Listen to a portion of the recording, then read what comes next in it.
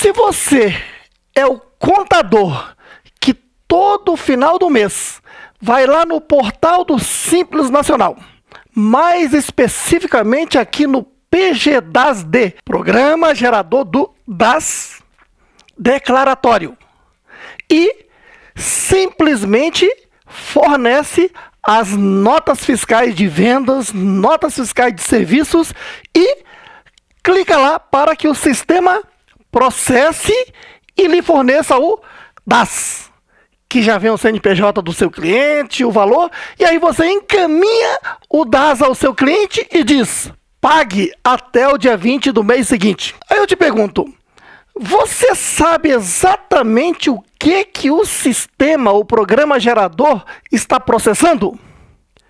Na verdade, o sistema, o governo, é uma mãe aqui no caso. No portal do Simples Nacional, fornece aos profissionais um programa onde ele simplesmente coloca as notas fiscais e o programa já calcula e manda recolher.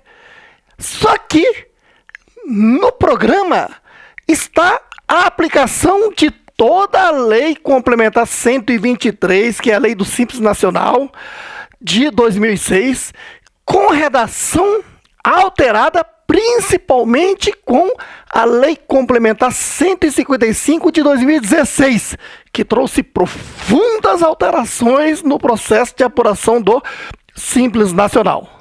Por isso, veja, se você é um profissional que está parado no tempo e acha que é contador fazendo apenas isto, aliás, chega até a comprar curso onde o instrutor entra lá no programa e fica te mostrando como se faz isso aqui, que é tão elementar, que é até autoexplicativo. Você encontra, inclusive, tutoriais no YouTube te explicando isso.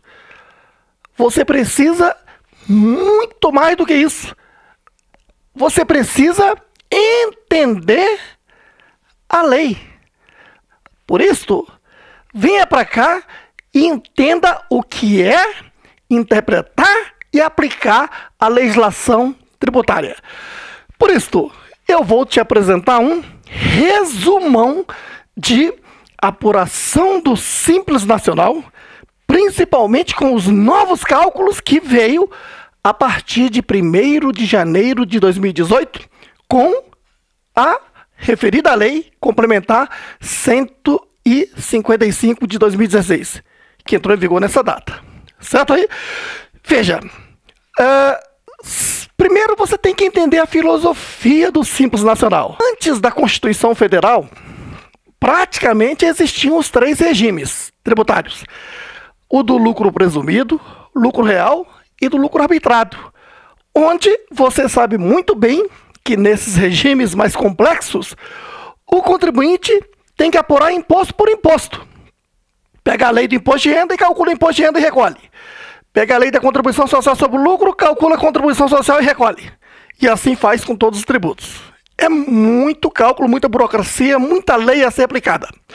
E os constituintes entenderam na Constituição de 88 que a microempresa e a empresa de pequeno porte, quer dizer, os pequenos, precisam receber um tratamento diferenciado, simplificado, desburocratizado e acessível.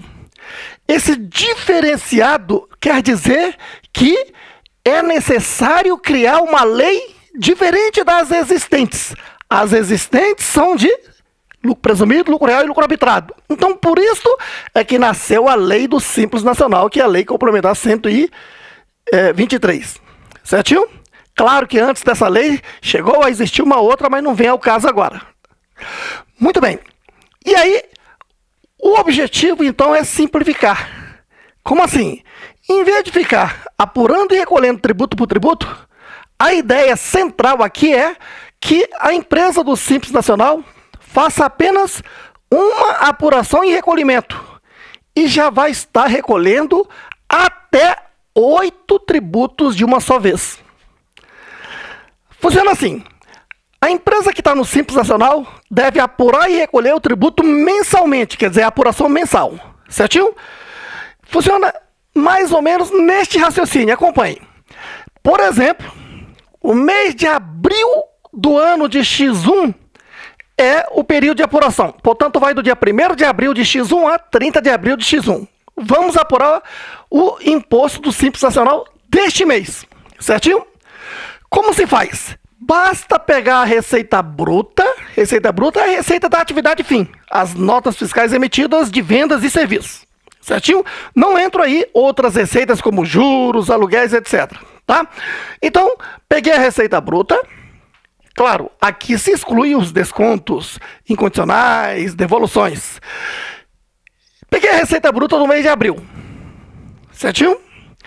Apliquei a alíquota efetiva e encontrei o tributo unificado.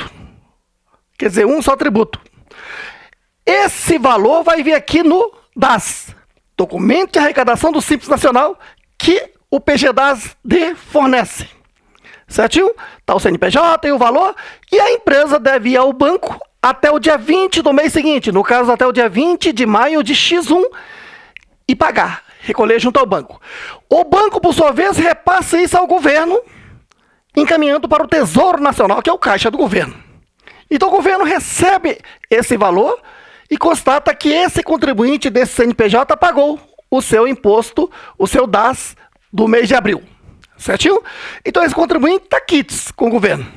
Agora, o governo, por sua vez, de acordo com a lei complementar, na parte de partilhas, vai partilhar esse valor.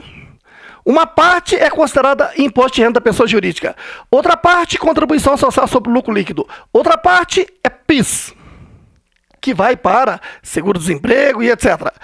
Outra parte é COFINS, que vai lá para o SUS, por exemplo. Outra parte é contribuição previdenciária patronal, INSS patronal, que vai para a Previdência Social, INSS. Outra parte é IPI, se a empresa for indústria. Outra parte é ICMS, se a empresa é empresa comercial, que o governo, então, repassa dentro de um determinado prazo para os estados, para o respectivo estado, no caso.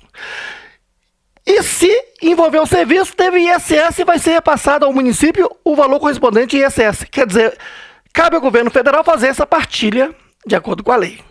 Certinho? Mas claro que o sistema já partilha isso tudo automaticamente. Tá? Só que você está vendo que na nova apuração do DAS, a partir de 1º de janeiro de 2018, tem uma novidade. Eu pego a receita bruta, que é a receita do mês, e aplico a alíquota efetiva para encontrar o tributo unificado. Aqui é que começa a longa história das novidades. Eu até costumo dizer que uma piada. O Simples Nacional é tão simples quanto o cantor belo é belo. Veja, para você entender então, o raciocínio é o seguinte. De acordo com a Lei Complementar 155, e para eu calcular essa alíquota efetiva aqui, tem todo um processo, tá? Pego a receita bruta.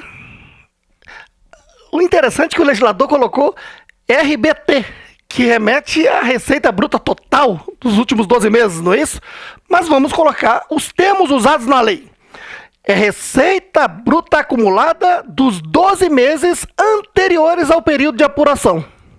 Se o período de apuração é 1º de abril de X1 a 30 de abril de X1, os 12 meses anteriores, ela começa lá em 1 de abril de X0 a 31 de março de X1. Então, 12 meses anteriores ao período de apuração. Certinho? Então, eu pego a receita bruta acumulada, quer dizer, somo as receitas brutas dos 12 meses, multiplico pela alíquota. Quando o legislador usa o termo alíquota, é a alíquota nominal, que está lá nos anexos. Certinho? Você vai entender um pouco melhor daqui a pouco. E subtraio a parcela a deduzir, que está também no anexo. Divido pela receita bruta acumulada dos 12 meses anteriores. Aí eu encontro a alíquota efetiva que se aplica aqui. Explicando melhor, veja só. Então, nos 12 meses anteriores, eu pego a receita bruta acumulada, que é o primeiro item, Certinho? Aí você diz, mas e se não tiver esses 12 meses? Tem todo um cálculo de proporcionalidade disso aí todo. Certinho? Aí, em seguida, eu vou para os anexos. Antigamente, nós tínhamos 6 anexos. A partir de 2018, passamos a ter apenas 5 anexos. Anexo 1 é para a empresa do ramo de comércio. O anexo 2 é para a empresa do ramo de indústria. Anexos 3, 4 e 5 são de serviços. Há serviços do anexo 3, serviço do anexo 4, serviço do anexo 5. Certinho? Muito bem. E em cada anexo desse, passamos a ter 6 faixas de receita bruta. Por exemplo, a primeira faixa do anexo 1, por exemplo, é quando a receita bruta acumulada dos últimos 12 meses for de até 180 mil. Aí dá 4,5% de alíquota nominal. Escreveu alíquota é porque a alíquota nominal é o que está no anexo. Certinho? Na tabela. E acima de 180 mil até 360 mil, isso aqui já sobe para 7,3%. E assim vai. Acima de 3 milhões e 600 mil até 4 milhões e 800 mil, isso aqui já dá 19%. Ó. Só que, ao contrário do que era antigamente, eu pego a receita bruta e não aplico diretamente a alíquota que está lá nas faixas dos anexos. Eu tenho que calcular a alíquota efetiva. Então, veja, uma vez descoberto a receita bruta acumulada, vamos supor, exemplo, que a empresa está no anexo 1. É atividade de comércio, vendas, certinho? Bom, vai ser todos os meses anexo 1, porque é de acordo com o KNAI da empresa lá no CNPJ. Tá ok? Pronto. Isto é fixo todos os meses, até que venha a mudar a atividade, se for o caso. Tá, então a empresa está no anexo 1. Peguei a receita bruta acumulada nos últimos 12 meses e verifico qual é o valor que está dando. Está dando, vamos supor, 150 mil. 150 mil está aqui na primeira faixa, então a alíquota nominal é 4,5%. Certinho? E aqui tem uma parcela deduzida. Na primeira faixa não tem, mas a partir da segunda faixa tem parcela a deduzir. E aí então, descoberto a receita bruta acumulada e vindo aqui para o anexo 1, estou aqui na faixa. Primeira faixa, eu sei que a alíquota é 4,5%. Pronto. Agora eu vou calcular a alíquota efetiva, que é pegar essa receita bruta acumulada, vezes a alíquota efetiva que está aqui, a alíquota nominal que está aqui no anexo 1, primeira faixa, 4,5%. Menos parcela a deduzir. Na primeira faixa não tem. Então aqui seria 0. Dividido pela receita bruta total dos 12 meses, no caso citado 150 mil, pronto, encontro a alíquota efetiva. Essa alíquota efetiva que eu vou aplicar sobre a receita bruta do mês de abril para encontrar o imposto ou tributo unificado que virá aqui no DAS a ser recolhido junto ao banco, para que o governo faça a partilha. Certinho? Só que o sistema aqui demonstrado fica muito fácil. Mas quando você pega a lei, cada detalhe desse está no dispositivo da lei. A lei é complexa, sem dúvida nenhuma, para ser interpretada. Por isto é que eu lhe convido a participar deste curso, que é o chamado Especialista Fiscal PME, Pequenas e Médias Empresas. Na verdade, aqui você vai estudar 3 cursos. O primeiro é o do Simples Nacional, mais o do Microempreendedor Individual, num só curso. Certinho? Porque o MEI faz parte do Simples Nacional num contexto geral e você vai entender durante o curso. Tá? Em seguida, o curso de lucro presumido, que é para as médias empresas, como se apura o Imposto de Renda da Pessoa Jurídica, Contribuição Social sobre o Lucro, PIS e COFINS cumulativos da empresa do lucro presumido. E veja aqui, outra lei que o seu cliente vai estar cobrando o ano inteiro é o do Imposto de Renda da Pessoa Física. impossível um contador dizer que é contador sem entender estas legislações. Portanto, todo contador tem que estudar ao nível de se tornar um especialista fiscal. Por que fiscal? Fisco é a Receita Federal, a Secretaria da Fazenda, quer dizer, o órgão que fiscaliza e arrecada. A lei tributária é a lei do fisco, daí legislação fiscal, certinho? Das pequenas e médias empresas, mas aqui já incluindo, inclusive, o próprio MEI. Quer dizer, a maior parte do trabalho hoje em dia do contador é atuando com o microempreendedor individual. Depois, a microempresa e empresa de pequeno porte, do Simples Nacional. Os escritórios contábeis atuam também com o lucro presumido, raramente com o lucro real. Por isso é que nós temos um curso à parte de especialista em lucro real exclusivamente para as grandes empresas. Certinho? E claro, imposto de renda da pessoa física, no dia a dia, o cliente diz, olha, faleceu o sócio X, como é que fica? Aí você tem que entender de legislação do espólio, que você tem um capítulo exclusivo aqui dentro do curso de imposto de renda. Certo aí? Ou então, o cliente diz, olha, eu vou aumentar o capital. O contador tem que estar sempre atento, que quando o seu cliente aplica um capital, você já tem que estar de olho qual a origem desse capital. E porque isso vai ter que ser justificado na declaração do imposto de renda do ano seguinte.